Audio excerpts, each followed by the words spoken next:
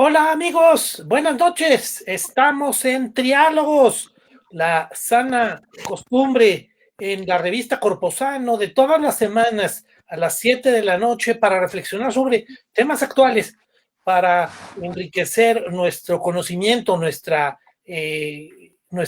vivencia y nuestros temas que vamos a estar aquí reflexionando que apoyen lo que sería nuestro crecimiento personal, nuestro crecimiento de la inteligencia, nuestro crecimiento de la razón, nuestros elementos que podríamos estar aquí platicando. Ya es 2 de febrero de 2021, todavía seguimos en plena pandemia, ya esperemos que pronto empiecen a fluir ya las vacunas para todo mundo, para que ya se acabe este periodo tan difícil, yo creo que para todo mundo. Pero muchísimas gracias por acompañarnos, escríbanos y díganos sus comentarios, de dónde nos mandan saludos. Vamos a estar hablando el día de hoy acerca del tema de la guerra. La guerra es un destino, la guerra es una estupidez.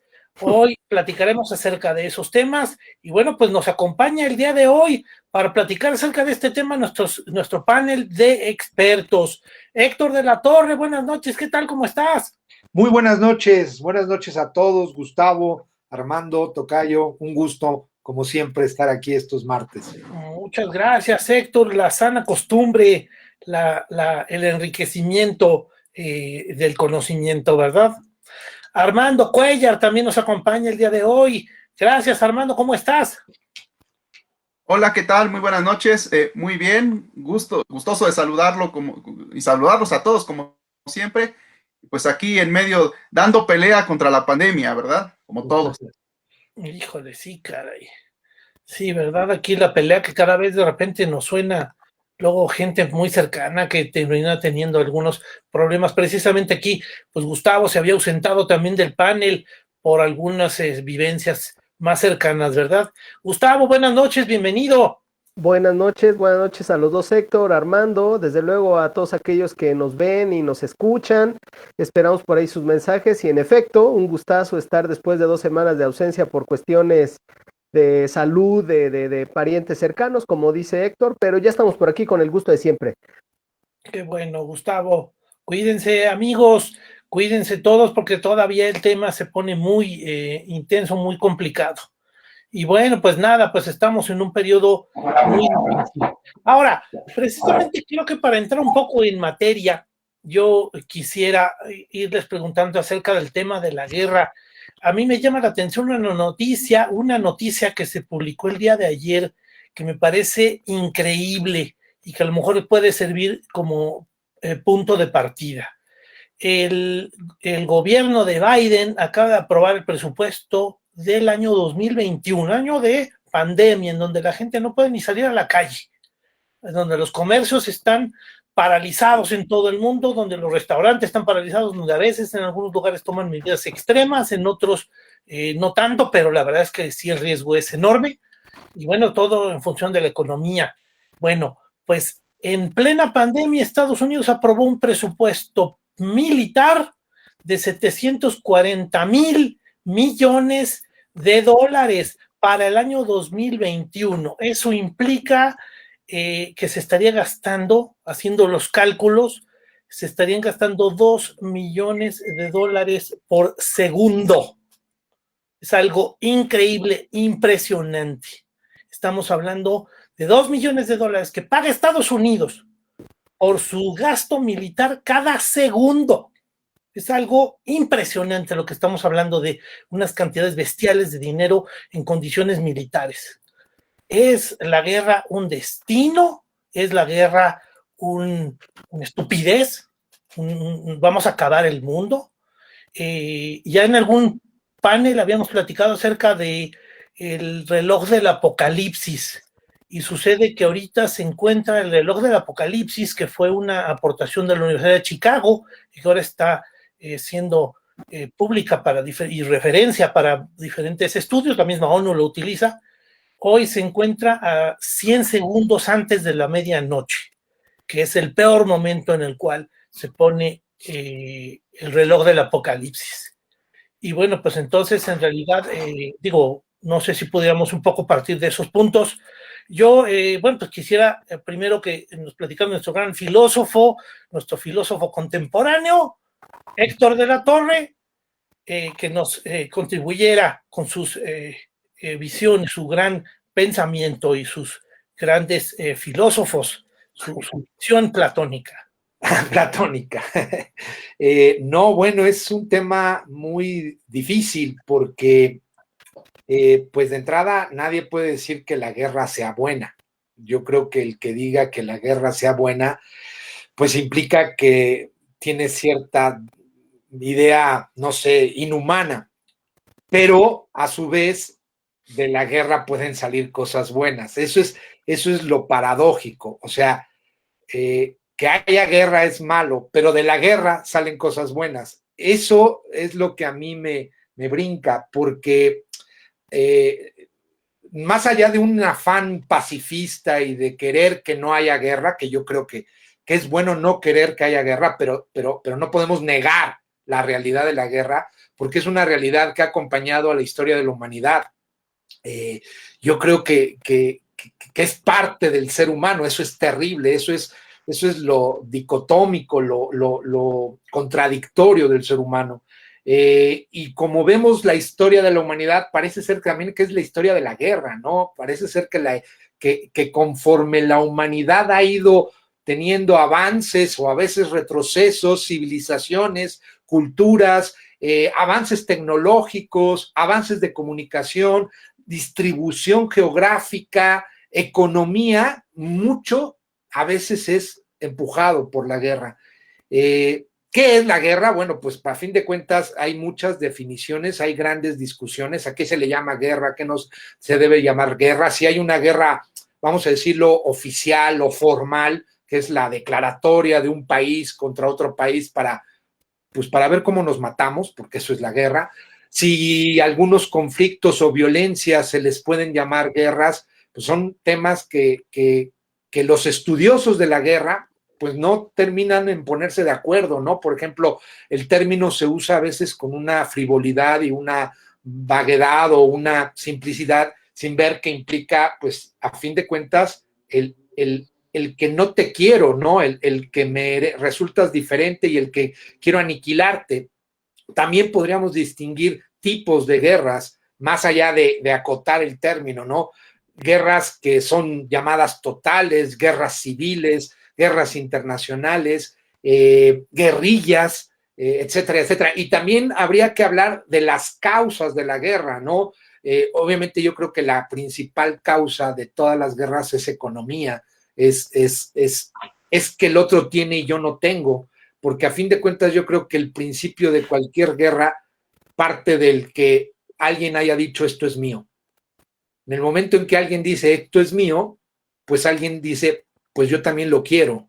Y entonces eso es el inicio de la guerra. No sé cuál fue la primera guerra, no tengo idea, quizá los hombres prehistóricos, no prehispánicos, prehistóricos, alguna tribu, quizá por alguna, deben de haber sido tribales, por alguna manada, por algún animal, por algún territorio, por mujeres, hay famosas guerras por mujeres, el rapto de las Sabinas que da origen a la cultura latina, imagínense, pero la verdad es que es algo que siempre está. Los que somos enamorados de la historia, pues siempre nos topamos con que hay guerra.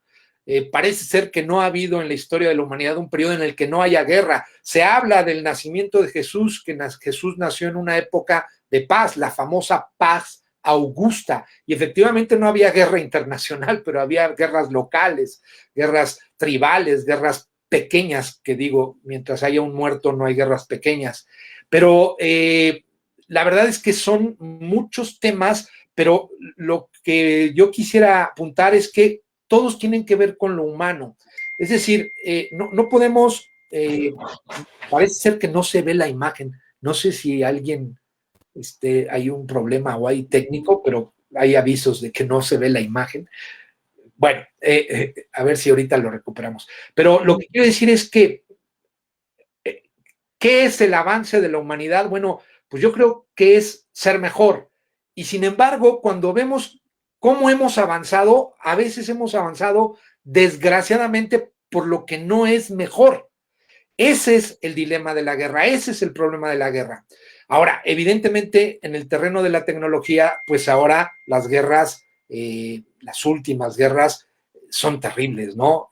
Más allá de la cantidad de muertos o no muertos, la forma en la que la tecnología se ha hecho casi precisa, como cirugía quirúrgica, pues nos habla de que para hacer la guerra se necesita ser muy inteligente. Fíjense, o sea, no puedes hacer una guerra siendo imbécil. Bueno, habrá quien la haga, pero para hacer la guerra, para ganar una guerra, tienes que ser muy inteligente. Entonces, qué curioso que uno de los más grandes valores del ser humano, que es su inteligencia, sea donde quizá a veces se potencializa en lo que es la estupidez, en lo que es el egoísmo, en lo que es matar, en lo que es la ambición, en lo que es petróleo, dinero, riqueza, tierra o simplemente dominio sobre otro. Eso sería lo primero que me gustaría, más que idea, plantearlo como problemática, ¿no? Sí, por supuesto. Yo creo que el tema es muy polémico. Luis de la Torre nos manda saludos, nos dice que no se ve la imagen, pero parece que ya se corrigió el tema. Katia Molina también nos manda saludos y nos dice que sí, ya se ve bien. Muchas gracias, Luis. Muchas gracias. Katia, mándenos sus comentarios, amigos. Díganos de dónde nos escriben para que veamos también un poco la óptica desde otros lugares sobre el tema. También hagan comentarios y preguntas sobre el tema. Estamos hablando acerca de la guerra. Armando Cuellar, ¿tú qué es lo que podrías decir como un primer comentario, como un contexto que podríamos estar hablando acerca de la guerra? Claro, con todo gusto. Pues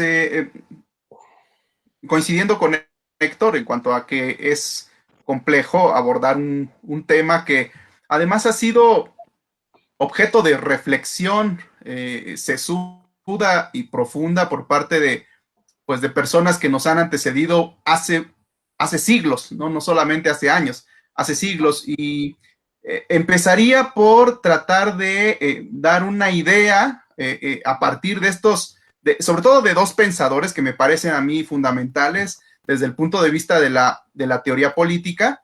El primero de ellos es Sun Tzu, ¿no? Es una mirada oriental acerca del arte de la guerra, justamente, y es el título de uno de sus libros más connotados.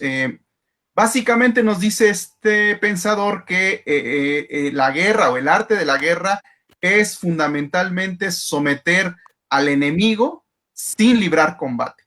Esta noción es como algo verdaderamente profundo, porque para poder ganar una guerra es preciso echar mano de todas aquellas estrategias y tácticas, a veces militares, otras no militares, ¿para qué? Para ganarla sin llevar a cabo la guerra.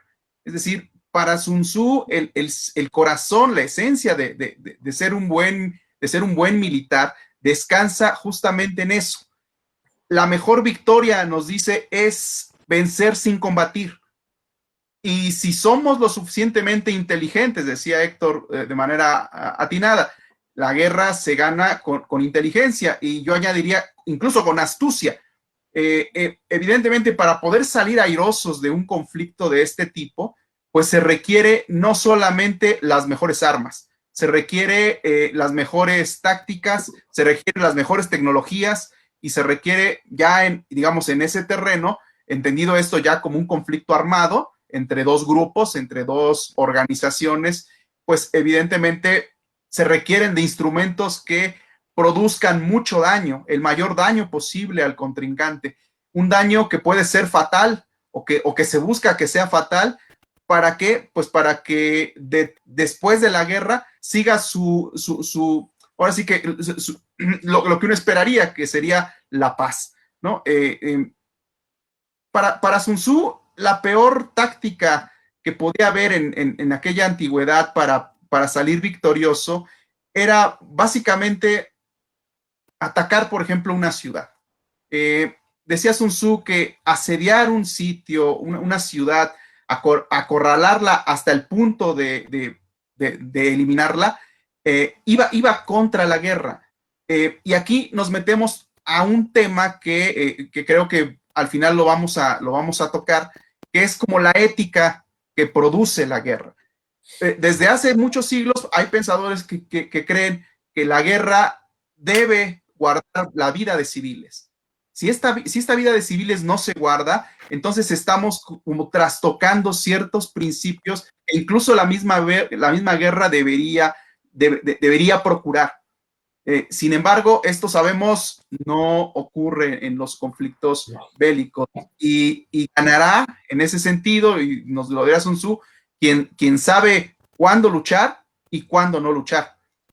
Estas nociones de guerra se han llevado hoy en día al campo de algo que le denominan guerra comercial. Es decir, Sun Tzu es un autor hoy en día muy consultado, pero por personas que se dedican al estudio de la administración empresarial sobre todo, buscando como darle un salto de agresividad al momento de conquistar mercados, ya no conquistar ciudades, ¿no? Entonces, esto va a ser un tanto diferente con otro autor que para la teoría política también es fundamental, que es el militar prusiano Karl von Clausewitz. Sí. Para Clausewitz, digamos, tenemos que entender la guerra como un instrumento político. Y el instrumento político, por excelencia, en una guerra, pues es en sí mismo el ejercicio de la política.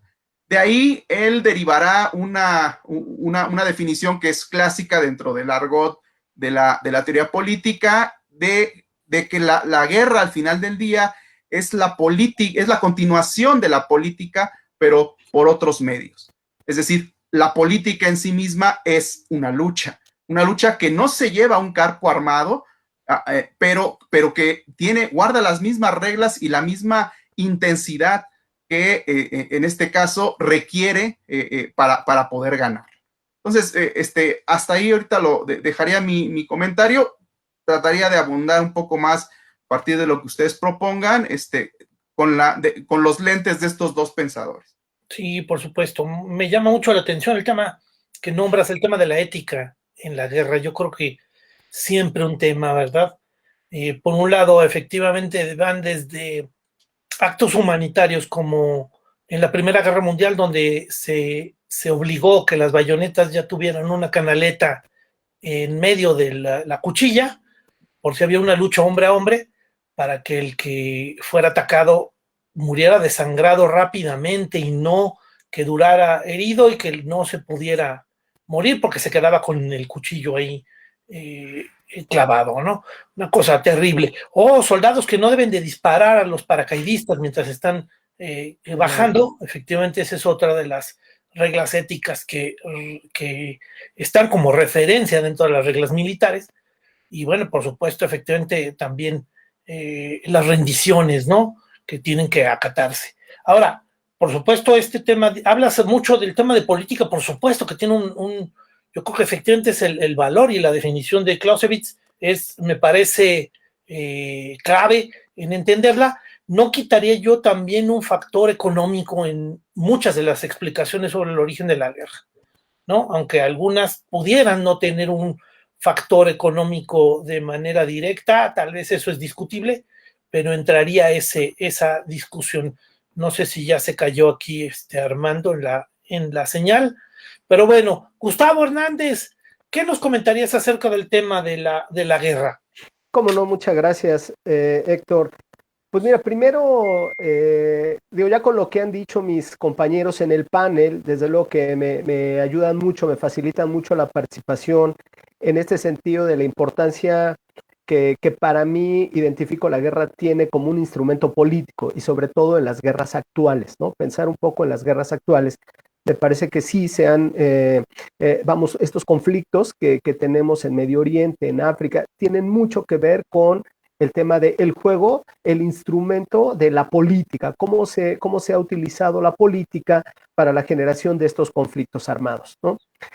Además, desde luego, que me quiero sumar a lo que decían mis dos compañeros, en virtud de que Clausewitz efectivamente nos dice que pues es como un duelo, la guerra es como un duelo en su máxima escala, cosa que me llama la atención el concepto que utiliza, ¿no? Esto de en su máxima escala, en donde involucra a prácticamente todo lo que los gobiernos pueden echar mano para poder, lo que dice textual, digamos, derrotar con la voluntad de su contrincante, del que pretende vencer, pero pretende vencer sus voluntades, sus pensamientos, cosa que me llama muchísimo la atención, ¿no? Digamos que en ese sentido, digamos, sí, la reflexión, como tú lo decías, Hudson, la podemos también orientar, sobre todo en estas guerras contemporáneas, en el tema económico, ¿no? Yo no tengo ninguna duda, de acuerdo a las revisiones de la literatura, que los conflictos actuales tienen mucho que ver con el desarrollo económico que está distribuido en el mundo de manera tan desigual, ¿no? Eso me parece que está haciendo algo que acuña estos conflictos, ¿no? Además, si regresamos un poquito a lo que planteaba desde mi punto de vista muy bien Héctor de la Torre, en términos un poco de cuáles son las causas y los antecedentes de la guerra per se, desde luego que yo comparto con él la idea de si buscamos las causas, siempre es como potentar el poder, tener el poder, la lucha por el poder, y yo quisiera enmarcar este concepto de poder si enmarcamos cuáles son estos elementos económicos que sirven de base, que son como los ejes rectores de la guerra, de las guerras contemporáneas, pues desde luego que yo quiero acuñar por el tema de mis especialidades, de mi especialidad, el tema del territorio, ¿no? Desde luego que las guerras originalmente tienen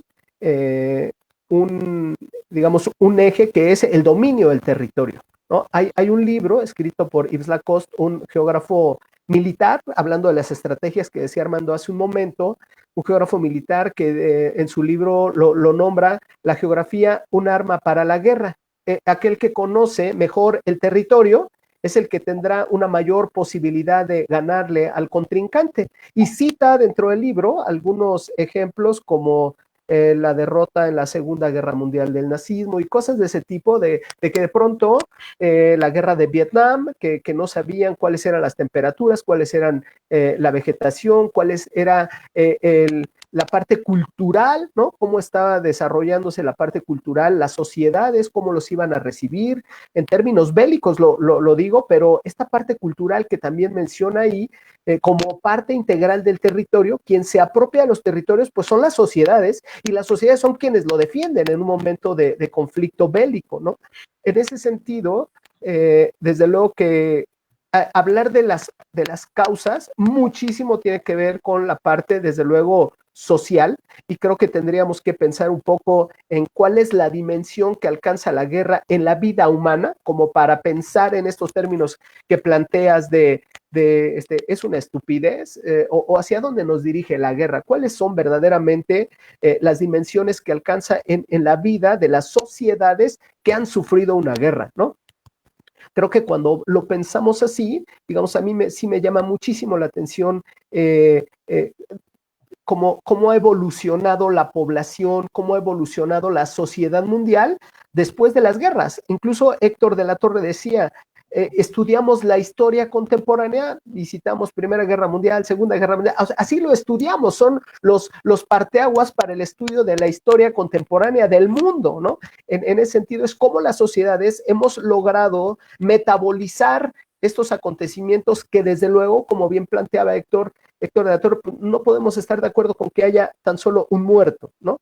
Entonces, me parece que en ese sentido, tú lo decías también, Hudson, y hay literatura que nos dice todo aquel que piensa en normar la guerra, cuando tú hablabas de no disparar, de rendirse, de esas cosas, pues hay quienes dicen que eso es como una ingenuidad, pareciera que a la hora de la guerra eso nadie hace caso de esas normas o de esas reglas, nadie las cumple, nadie las respeta, y prácticamente lo único que interesa es derrotar al de enfrente, y derrotar al de enfrente significa, desde el punto de vista del territorio, de la geografía, el control del territorio y de los elementos que construyen esos territorios, ¿no? En los antecedentes podemos pensar en los romanos, lo que querían era crecer, y cómo crecieron crecieron en Europa y cómo crecieron en Asia. O sea, ese crecimiento, ese dominio territorial del espacio, porque el espacio tiene sus atributos y es como decía Héctor de la Torre, tiene un montón de recursos ahí y que son naturales y que son sociales y que son económicos y que son políticos y que los queremos controlar y que los queremos dominar. Y como bien lo decía Héctor, bueno, de pronto son como discordia y los quiero para mí y no para el de enfrente. Y eso genera el conflicto, ¿no? En ese sentido, me parece que por eso la historia, la geografía están ligadas, porque es el tiempo y el espacio en donde estos acontecimientos se presentan y había que estudiarlos, desde luego, de esta manera muy integral, ¿no? Sobre todo desde la perspectiva de las ciencias sociales. Y bueno, digamos, como para terminar esta primera intervención, a mí me llama muchísimo la atención, me provoca mucho tu comentario del inicio, Hudson, cuando hablas de va a gastar Estados Unidos este año $2 millones por segundo en materia militar, cuando de pronto en materia sanitaria el mundo se está muriendo y en materia de pobreza no se diga, ¿no? Ahí estamos como en dos temas que están siendo paralelos y que deberían tener un privilegio en materia de presupuesto, ¿no? Pero ahí lo dejo para que podamos seguir avanzando, ¿no? Sí, no, un tema verdaderamente sorprendente, ¿verdad? El dato. Es sorpresivo. Muchísimo. Estamos hablando de números. Ahora, curiosamente, partiendo también de otros datos curiosos, te diría dos datos relevantes. Uno, en la época del Imperio Romano, podremos generalizar un poco en ciertos tiempos, pero se habla de que moría más o menos el 15% de la población mundial en guerras. Y poco a poco ese número ha ido disminuyendo. Las guerras napoleónicas, la Segunda Guerra Mundial, que incrementó los números, llegó a hablarse de un 6% de la población muerta con la Segunda Guerra Mundial, cosa que se me hace una bestialidad. Pero el día de hoy estamos hablando de que con las guerras se muere un 1%. Entonces sigue siendo un número muy llamativo. La verdad es que sigue siendo enorme la cantidad de muertos y estamos hablando de 2020, el dato es de 2020 y estamos hablando de que aún con todo y pandemia había enfrentamientos, había conflictos. Estamos hablando de que los últimos 50 años se han caracterizado por conflictos más locales, con duraciones tal vez menos problemáticas y guerras atroces. Yugoslavia vamos, esas son guerras terribles que tienen también un contenido étnico, un contenido racial, religioso que al final es terrible. Bueno, pues entonces yo creo que podríamos partir de esas cosas. También yo quisiera agregar un poco el comentario de que dentro de los grandes pensadores no deberíamos de olvidar a Chomsky. Noam Chomsky yo creo que es uno de los grandes pensadores contemporáneos, ya grande el señor, que se dedica a estar advirtiendo sobre el peligro de la guerra. Durante la época de Donald Trump hubo 2 veces amenaza de tirar bombas atómicas sobre Corea y hubo ejercicios militares de Corea lanzando bombas por arriba, por encima del territorio japonés. Entonces, y estallando en el Pacífico, bombas atómicas. Entonces, estamos hablando de un riesgo altísimo. Y por supuesto, la cercanía que nombré del reloj del apocalipsis también a mí me llama muchísimo la atención, una advertencia de que varios pensadores nos han advertido el mundo nos lo vamos a acabar en una guerra, ¿no? Héctor de la Torre, vamos a continuar un poco con las reflexiones. ¿Tú qué piensas acerca de este tema de la guerra? Hablaste hace rato del tema de tolerancia como un factor. Hablaste de las guerras de enfrentamiento, pero yo incluiría, y perdona, también agrego este otro comentario, las guerras de cuarta generación, que es un término que se empieza a utilizar ya desde hace algunos años, en donde se incluye la guerra de guerrillas, donde se incluye el terrorismo como parte de actividades de guerra. Entonces ahí están incluidos no nada más enfrentamientos militares, sino también estamos hablando de enfrentamientos contra población civil, de actos que incluyen política, por supuesto que comentó Armando.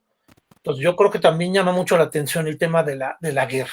Cuéntanos, Héctor de la Torre. Bueno, es que es este dilema, ¿no? O sea, no se puede negar esa realidad, que el hombre siempre ha provocado la guerra, pero a mí me gustaría volver a una idea que si se puede hablar de ética en la guerra. Justo decían que hay ciertos intentos como de civilizar la guerra, es curioso, ¿no? De hacer una especie como de, ok, somos antagónicos, nos atacamos, nos podemos matar, pero hasta dónde sí, hasta dónde no. De hecho, por eso, por el concepto, ¿no? Campo de batalla, ¿no?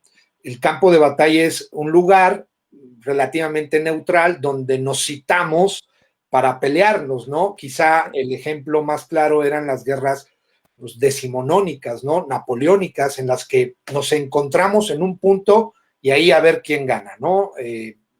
Hay lugares famosos, ¿no? Waterloo, Austerlitz, Tolón, etcétera, etcétera. Pero la verdad es que la misma, o sea, lo mismo bueno de la guerra, que lo pongo entre comillas, implica el que no se respeta la guerra, porque me quiero ir por otro lado. Hablaron de este autor oriental, que ahora lo usan de coaching para empresas, que se me hace increíble. Sun Tzu, el arte de la guerra. ¿Verdad? Sí, a ver, existe el concepto de el guerrero. Me gustaría detenerme ahí un poquito. Si yo a uno de ustedes les digo que son un guerrero, los estoy elogiando. En la cultura, decirle guerrero a alguien es un elogio. ¿Y qué es un guerrero? Pues el que es de la guerra, el que hace la guerra. ¿Y qué es la guerra? Es matar a otro. Entonces, fíjense cómo el concepto de la guerra a lo largo de toda la historia de la humanidad también nos ha hecho cambiar cuestiones culturales, ¿no? Ahora tú hablabas de una guerra de cuarta generación, en la que, por ejemplo, hay un texto de Sergio González que alguna vez ya lo habíamos citado, donde él decía, bueno, es que ya está la tecnología que ya ni siquiera se necesitan soldados. ¿Sí? Se puede hacer guerras con drones, ¿sí? Y ya no es un campo de batalla, ya es un lugar preciso, ya es un centro que voy a atacar, una fábrica, un lugar muy, muy específico que es terrible, ¿no? Obviamente yo creo que la mayor atrocidad en la guerra pues han sido las 2 bombas atómicas, y ahí me regreso al tema de la ética de la guerra, porque como que hay cosas en la guerra que no deberían de permitirse, a pesar de que es imposible detener la guerra o que es imposible un pacifismo absoluto. Sería muy ingenuo. Querer un pacifismo absoluto sería como que no haya enfermos o que no haya asesinos o que no haya corrupción. ¿Sí? Es imposible. Más bien, si se da la guerra, ¿cómo hacerla? De por sí la guerra es muy humana, pero es lo malo del humano. ¿Cómo hacerla dentro de un marco ético? Hay los tratados de Ginebra, tratar bien al prisionero de guerra, etcétera, etcétera. Y ahí me gustaría detenerme en un hecho histórico que quiero recalcar. Cuando ya Estados Unidos tenía la bomba atómica y el presidente era Roosevelt, hay una exigencia, una demanda que hace Albert Einstein al presidente Roosevelt de que no vaya a usar esa bomba, de que esa bomba es inhumana en plena guerra. Le dice Einstein, señor presidente, no haga eso. Y Roosevelt le hace caso a Einstein y le dice, me comprometo a que mientras yo sea presidente, esto no lo vamos a usar en contra de nadie. Pero desgraciadamente muere Roosevelt y sube al poder Truman, no, atravesado con Trump, Truman, y le vuelve a decir Einstein, oiga, el presidente Roosevelt tenía como concepto ético de la guerra, de la bomba atómica. No le hizo caso, no le interesó y arrojó esa bomba, esas 2 bombas terribles.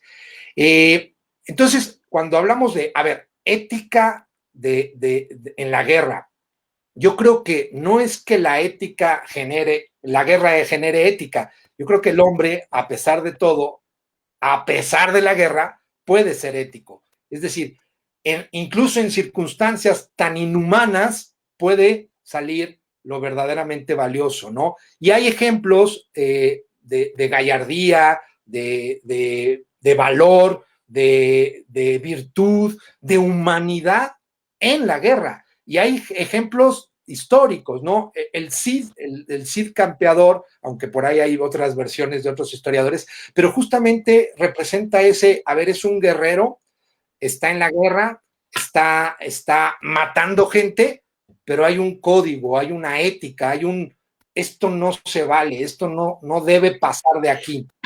Desgraciadamente la historia nos trae cosas siempre con un catálogo de muerte, ¿no? Y mientras muera uno, porque tú decías, bueno, antes moría el 15% de la población en una guerra y ahora ha disminuido considerablemente el porcentaje. Bueno, es que con que muera uno, yo insisto en esa idea, o sea, no hay guerras grandes ni guerras pequeñas, hay desgracias. Y si una persona muere por la guerra, ya es una desgracia. Peter Gabriel, que tiene una canción muy, muy referente a esto, dice que desgraciadamente en las guerras que son innecesarias, las muertes son necesarias. Y eso es lo terrible. Entonces, podemos hablar de cosas muy buenas a raíz de la guerra, por ejemplo, en tecnología, el mismo Internet, el terreno de la Cruz Roja. La Cruz Roja se hace fuerte por la guerra, es algo maravilloso. En la gastronomía, todos comemos comida enlatada. La comida enlatada es inventada por la guerra. Los grandes avances en la gastronomía, por ejemplo, un señor llamado Escoffier saca del ejército, de la guerra, toda la organización para hacer cocinas y restaurantes. Es más, la Filipina se llama porque es el uniforme de unos militares que atacaron en Filipinas. En fin, hay muchas ideas y es un tema en el que es tan complejo como que todo lo humano, todo lo bueno y todo lo malo puede salir, porque incluso también hay arte que se genera de la guerra.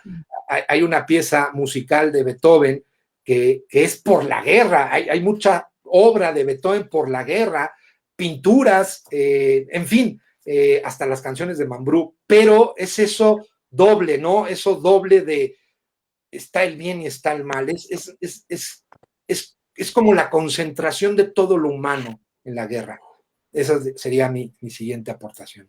Sí, por supuesto. Yo creo que tienes mucha razón. Y efectivamente va a ser muy difícil todavía durante muchos años, yo creo, sacar del lenguaje ese sentido romántico que tiene la guerra cuando es una cosa atroz. Sí. Es una cosa terrible. Ya hay varias obras, como bien dices tú, también pacifistas, que hablan de lo terrible de la guerra. Yo recomendaría a nuestros amigos que nos ven que lean una obra que se llama Sin novedad en el frente, una obra estupenda, maravillosa, y la verdad, monstruoso lo que se nombra ahí. Una cosa terrible, sobre todo. No creo que sea tan amarillista la novela, sino más bien te narra lo suficiente como para verdaderamente ver que la guerra no tiene nada de romántico. La guerra no va a tener nada de heroico ni de digno. Es una cosa verdaderamente terrible.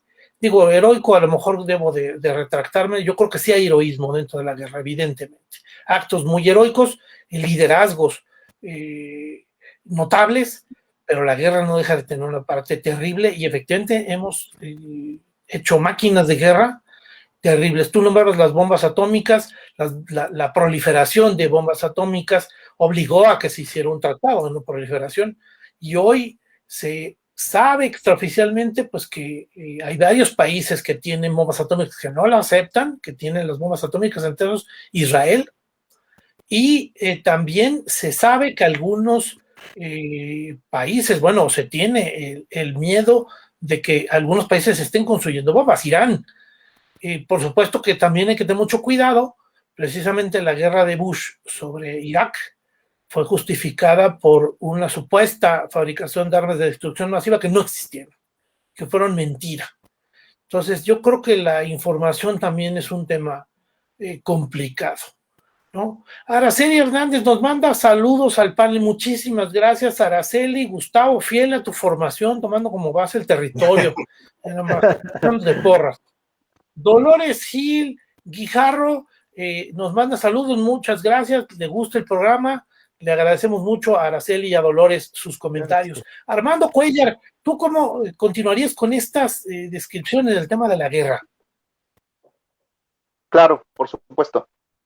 Esencialmente, al momento en que ustedes hablan de las causas de la guerra, me vino a la mente el texto también de filosofía política de Tomás Hobbes, el Leviatán. En ese texto, especialmente, Hobbes tiene un apartado que es, digamos, un estudio sobre la naturaleza humana. Y esencialmente lo que nos dice Hobbes es que la guerra de hombres contra hombres, el hombre, en esta metáfora de que el hombre es el lobo del hombre, es la causa esencial de la guerra. Es decir, el egoísmo que tiene la humanidad, que tenemos todos, que desde luego estar luchando internamente contra él, pero bueno, al final está ahí, ese egoísmo produce la guerra. Y desde luego estas guerras son diferentes dependiendo de cada contexto en el que éstas se vayan produciendo, el contexto social, el contexto político, económico e incluso cultural. De ahí la importancia de tratar de leer el mayor número de pensadores de distintos tiempos y de distintas culturas. Por eso es que la importancia de traer hoy en día una mirada que a mí me parece muy vigente, la de Sun Tzu y más aún la del militar Clausewitz. ¿Por qué? Porque para él, y lo decía sin pedantería, como todo militar, la guerra no es otra cosa más que un duelo, es un duelo amplificado.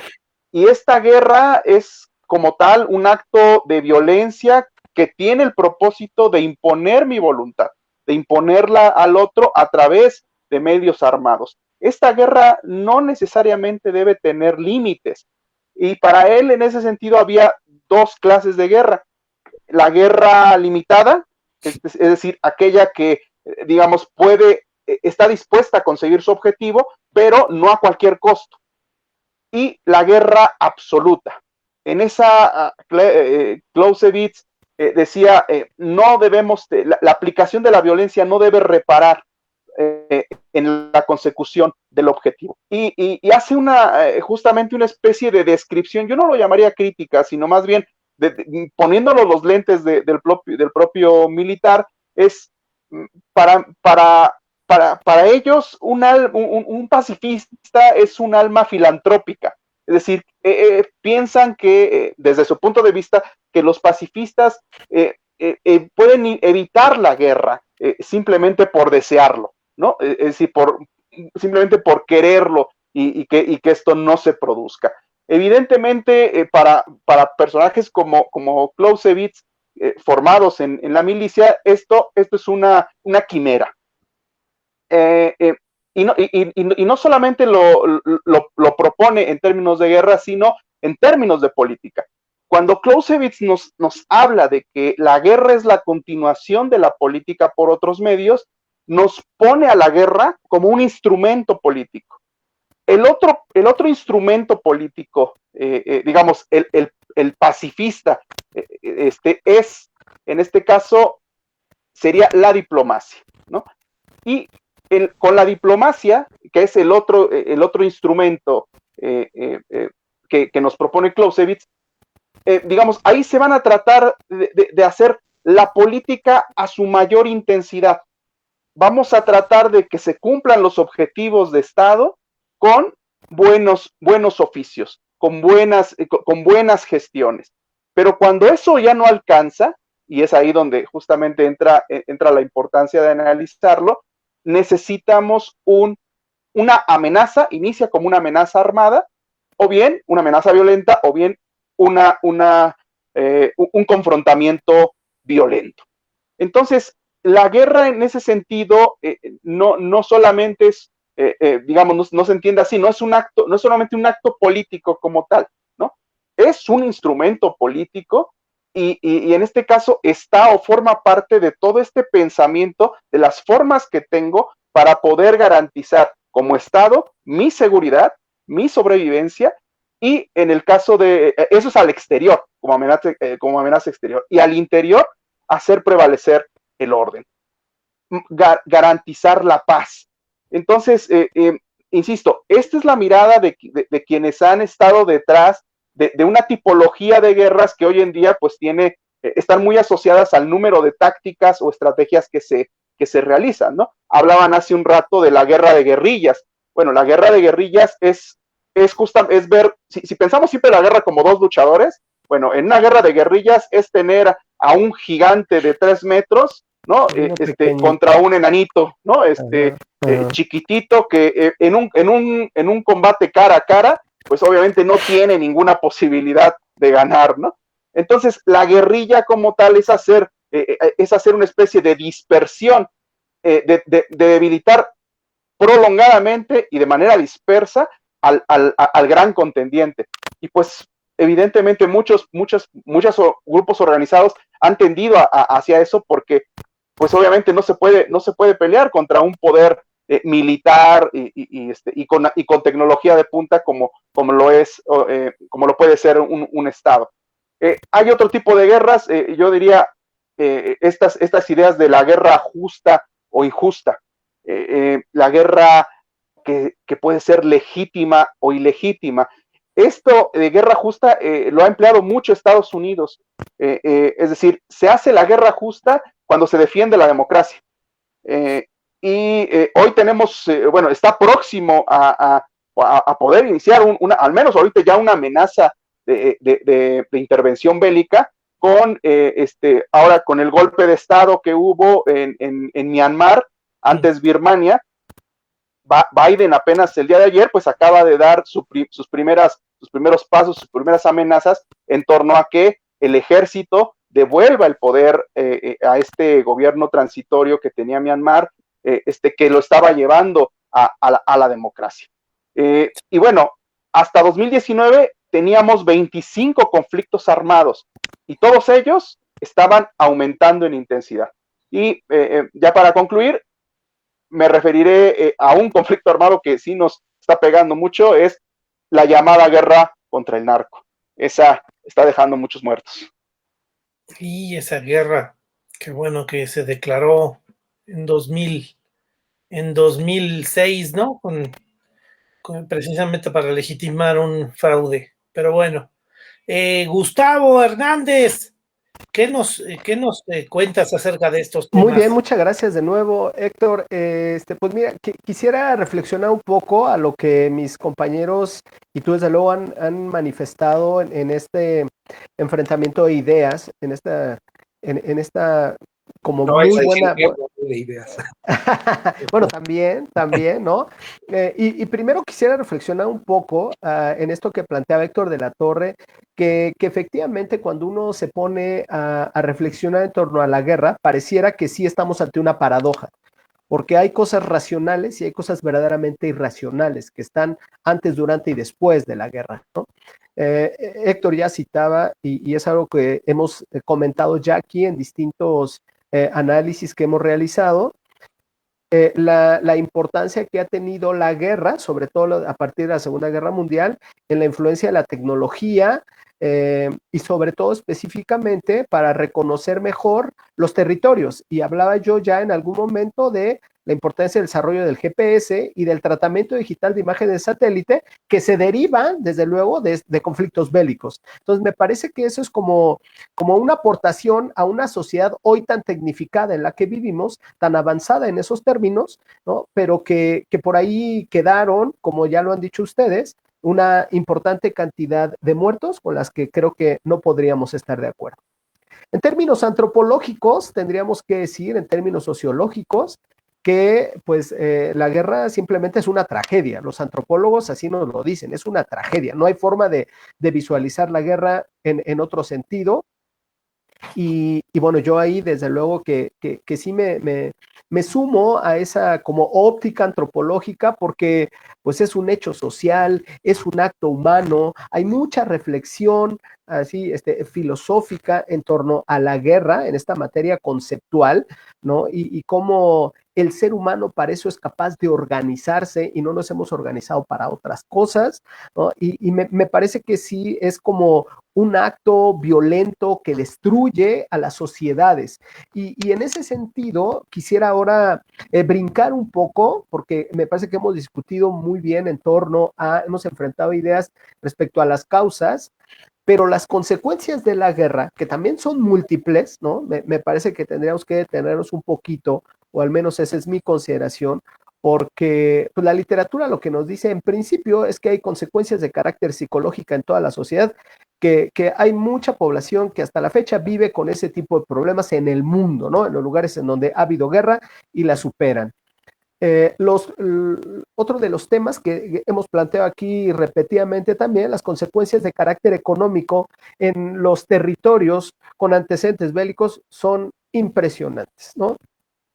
La desorganización social que deriva de un conflicto bélico, me parece que es muy importante que lo consideremos en este tipo de discusiones. Y hay otro tema que ustedes saben, a mí me llama mucho la atención, y que es todas las consecuencias de carácter medioambiental y todos los recursos naturales que cuentan los territorios y que de pronto quedan hechos pomada después de la guerra, ¿no? Y la guerra poco se preocupa por el después, ¿no? Aquellos que, sobre todo los vencedores, poco, dice la literatura, que se han preocupado por el restablecimiento de las condiciones. Este concepto que hemos platicado aquí de la resiliencia en términos ambientales, en términos sociales, en términos económicos, es muy tardía en lugares en donde se presenta la guerra, ¿no? En este sentido, incluso nos dicen autores que una de las consecuencias más severas que nos muestra la guerra,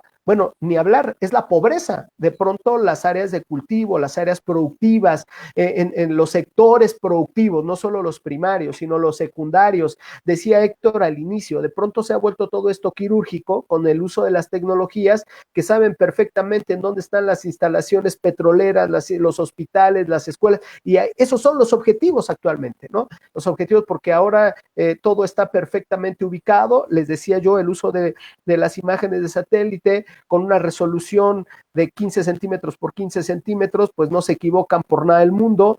El uso del GPS para poder llegar a cualquier punto sobre la superficie de la Tierra, y eso, desde luego que con el desarrollo del conflicto, deja consecuencias para todos los sectores económicos que cuesta muchísimo trabajo la resiliencia en ese sentido. Entonces, a mí me parece que un poco reflexionar en torno a las consecuencias de la guerra, digo, y yo he dicho aquí algunas ideas, la literatura habla de un montón de ideas en torno a cuáles son las consecuencias que debiéramos reflexionar como para tratar y por eso me regreso un poco, como para tratar de repensar en torno a qué tan racional o irracional es la guerra. Gracias, Gustavo. Y el tiempo es un tirano y ya se nos está acabando. Tenemos apenas unos minutos para poder hacer una reflexión final. Yo creo que habrá que estar pendiente del tema de Birmania, bueno, de la antigua Birmania, de Myanmar. Ajá, sí. Cómo se va a evolucionar el tema. Héctor de la Torre, en un minuto, ¿qué es lo que tú podrías comentar como tema? Bueno, concluir una frase, una idea. Bueno, voy a tratar de concluirlo más rápido, tomando una idea de Gustavo, una de Armando y una mía, rápidamente. A ver, Gustavo dijo que las consecuencias de la guerra y que son terribles, y nada más me gustaría poner un dato. Hay un montón de lugares con campos minados que los que ganaron la guerra no han ido a desactivar las bombas. Exactamente. Esa es una. Y respecto a lo que dice Armando, es verdad que Estados Unidos ha esgrimido muchísimas veces la famosa guerra justa o guerra defensiva, pero volviendo a lo que decía Hudson, citando a Chomsky, el uso del lenguaje. Es totalmente perverso cuando Estados Unidos dice que es guerra justa o guerra defensiva. Santo Tomás de Aquino en la Edad Media dijo, a ver, las reglas de una guerra justa son, primero, tiene que ser, sí, defensiva, tiene que ser promulgada por autoridades correspondientes, tiene que ser proporcional. Si te atacan con tal armamento, tú no puedes atacar con un armamento más mortífero, y nunca puede ser invasiva. Es decir, tú no puedes ir a atacar al otro si tu guerra es justa. Nada más para el uso del lenguaje perverso que a veces Estados Unidos utiliza, porque es un país bélico por antonomasia. Es un país que, así como las consecuencias, la economía crece por la guerra en Estados Unidos. Y nada más para terminar, yo diría lo siguiente. Sansón, en la Biblia, mató con una quijada de burro, dice la Biblia, que a 10,000 filisteos. O sea que era una especie de asesino serial, Sansón. 10,000 filisteos con una quijada de burro. Ahora nos matamos con cuernos de chivo. Sí. El progreso es de estupidez. No, bueno, y en avances tecnológicos tenemos cosas terribles. Armando Cuellar, tenemos poquito tiempo, un minuto. Claro, gracias. Pues sí, en efecto, las consecuencias de la guerra generalmente y hoy en día se miden por el número de víctimas que cobran las batallas. Y los 25 conflictos armados que tenemos activos hoy en día en el mundo, pues hay algunos que llaman la atención por el número de víctimas que se están cobrando. Hay dos de ellos que en el 2019 se compararon por el número de personas caídas ante estos conflictos. Uno fue el de Afganistán, rondaba en más de 100,000 muertos. Y el otro, tristemente, éramos nosotros. Aunque nosotros somos un caso, como siempre, especial, porque no estamos considerados como una guerra, con un conflicto de guerra civil, no nos analizan de esa manera. Pero cuando se dieron las primeras palabras de la guerra contra el narco, pues evidentemente las miradas empezaron a voltear y decir, bueno, ¿y esto cuántas vidas ha cobrado? Ha cobrado decenas de miles de muertos la lucha contra el narcotráfico. Y esas víctimas mortales, pues están ya comparándose con conflictos armados de otro tipo. Y pues la pregunta es si esa guerra era justa. Si lo vemos desde el punto de vista de los teóricos del realismo político, no hay guerras justas o injustas, hay guerras necesarias. Aún así, esta guerra contra el narco, digamos, replanteando la pregunta ¿esta guerra era necesaria? Pues, y evidentemente eso pues puede tener varias respuestas. Sí, claro.